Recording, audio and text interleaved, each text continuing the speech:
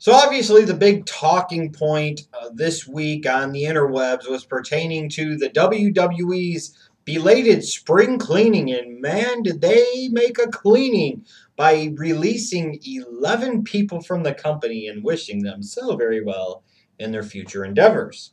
There's been a lot of discussion about this, a lot of talk about this. People have had fun with this. People have been mad about this. But the ultimate question I have is, were these guys released because of the WWE Network? Now, you look at these guys and you sit there and say a lot of them weren't being featured on television all that much. A lot of them weren't being utilized all that much. So maybe they were just released because they sucked. Or maybe they just were released because of something else. Or maybe they were released because they just weren't good enough. Or they couldn't get over no matter what. They had opportunities and didn't make the most of them and didn't make it work. You can say all those things. But again, you wonder, were they just released because of the WWE Network? Now, with the WWE Network, since it was launched in February, one of the stated goals was that they needed to have 1 million subscribers plus in order to make it something financially feasible to compensate or correct for the loss of pay-per-view revenue and in order to cover the operating expenses for the network itself. And so far, obviously, the WWE has not come close to that goal. Now, to be fair to them, they haven't exactly released it anywhere else except here in the States. So, there's a large segment of WWE audience that doesn't have the capabilities and the accessibility to be able to order and subscribe to the WWE Network. But I look at this and I'm like, it seems funny, doesn't it, with all of the recent bad publicity about the stock price taking a huge hit, the disappointing results of the WWE Network so far, the disappointing results for the new television deal. It seems like this is a knee-jerk reflex reaction to that, and it's a way to try and cut costs and save some money. And it's like, you sit there and you say, well, why did you have to do that? Why did you have to cut these guys? And this is something that's happened before. When Vince spends $50 million on his wife's Senate campaign and she loses, they spend all that money. They got to cut some costs. So, of course, they cut a few wrestlers. Then they do it again. Same type of stuff happens. So there's a pattern of this. And you see this throughout the corporate world, where executives, CEOs, board of directors make horrible, horrendous, game-changing, terrible decisions that have negative consequences for the company. So, of course, they have to cut costs because they're losing revenues, they're losing profits. In fact, they're probably in the red.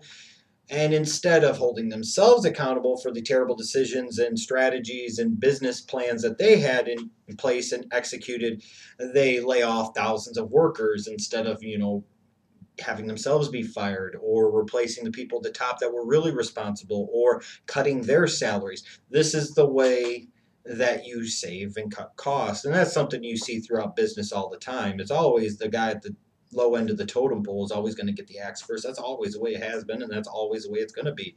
The accountability goes, frankly, where it doesn't belong. And maybe this is an example of this here with the WWE.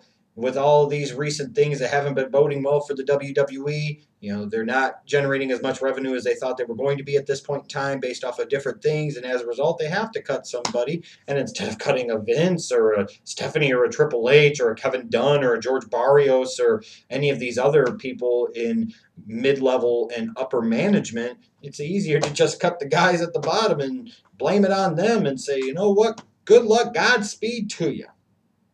But then you also look at it too and you're like, maybe that's part of it, but is it really all of the story? Is this part of the fact of that some of these guys just got cut because maybe they didn't care? I thought for a long time that sadly that it seemed like Drew McIntyre was resigned to his fate and flat out didn't care. It seemed like maybe Evan Bourne had become resigned to his fate and flat out didn't care. Curt Hawkins maybe became resigned to his fate and didn't care. I could definitely see where Yoshi Tatsu flat out to me didn't care. And I see that with a lot of these different guys. And a JTG, again, maybe resigned to his fate and just didn't care. Now, in some cases, you might say, well, who the fuck could blame him? And maybe you can't blame him. Maybe you understand. For a company that seems to do a lot of things poorly creatively and seems to go with something and then drop the ball on something or just completely forget about it and go away from it and just completely bury the guy and forget the guy entirely, how could you not get frustrated? It sounds great in theory. Go work for the biggest company around. Go work for the WWE. You can do this. You can do that. They sell a lot of opportunities, I think, that, frankly, most people are never going to be able to actually achieve. Just look at the way the company is. I mean, it's basically a company based off of 3 primary feuds, and everything else is pointless filler. What type of opportunities are they really giving people in the WWE? So if a Drew McIntyre becomes disenfranchised, or a JTG, or a Curt Hawkins, or an Evan Bourne, if guys like that become disenfranchised, a Yoshi Tatsu becomes disenfranchised, you look at some of the dumb crap that creative saddled with them, or the fact that creative in some of these cases just flat out completely freaking ignored them, and it seems like never really gave them a full chance to succeed, or if they did give them any sliver of hope to succeed, they would saddle them with the most dumb, ridiculous ass things and expect them to make it work. And if they tried to make it work, a month later they just go away from it. See something like a Brodus Clay. This to me is just emblematic of many things. One, in my opinion anyways, the WWE failing to take accountability and responsibility for their decisions at the top. Instead of cutting those people first and cutting those people that were responsible for some of these ridiculously poor decisions and for the overhyping of the potential of the television deal and what they could actually deliver, for creating the unrealistic expectations that led to the exploding stock price that completely had the bottom fall out of it back to a previous level, based off of the failure of the WWE network to deliver at a level that it needed to initially. Where are the decision makers being held accountable? Now, maybe they will release some of those executives, but those are the people that should have been fired. You figure they're probably getting paid more money, a lot more money than a lot of these lower totem pole guys that got cut. And furthermore, these are the ones that are actually responsible and play a major role in the dumb dick decision-making process of the WWE.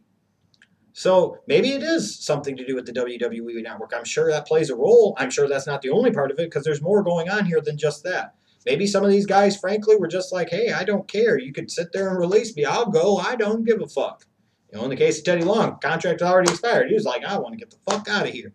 And maybe that's the way it is sometimes. You view it as the dream. You view it as the ultimate destination. Then once you get there, you're like, yeah, maybe I am making a little bit more money, but what am I really doing here? It feels like I'm being wasted. It feels like I'm not being utilized. And that's the kind of the sense I get. So it just, to me, represents, like I said, the lack of accountability at the top. It represents the lack of accurate or appropriate and correct business vision and direction for the company from an outsider's perspective looking in. It also is maybe an example of the WWE kind of being out of touch with a lot of things. It's also, to me, a representation of just how poor the creative process is in the company.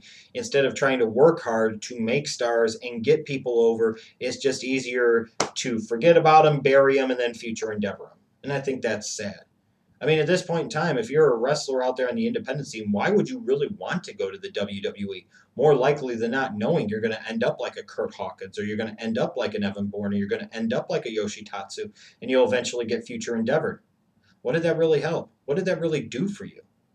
What, you made a little bit more money? How much more money did you really make? And was it really worth it at the end of the day? Was it worth selling out to go to the big show when you really probably aren't going to get a whole lot out of it? And that's my whole thing. It just bothers me to see 11 people, 10 of whom that were still under contract, being released, when to me they are the least of the problem. Now, you could sit there and say maybe if the company was running well, if creative was doing better and was making a whole bunch of brand new stars, and there was an entertaining program all throughout, and there just wasn't room for these people, that, hey, maybe it is time to cut them. Or if you said, it was so bad to the point where they don't start cutting people, they have to start cutting other things that could be drastic for the company. And then maybe you say, hey, maybe it is easier to use some local enhancement talents. It's cheaper to use them. I don't know.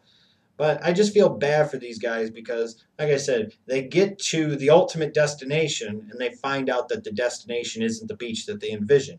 And it, again, also represents to me just how much of a corporation WWE truly is and has become, that just like with every other, it seems like, corporation in the world, when bad decisions are made and decisions need to be made to correct those previous bad decisions, it's the guys on the low end of the totem pole that get the shaft, and there's no real accountability for the decision makers, the ones that actually put the company in the position that it's in.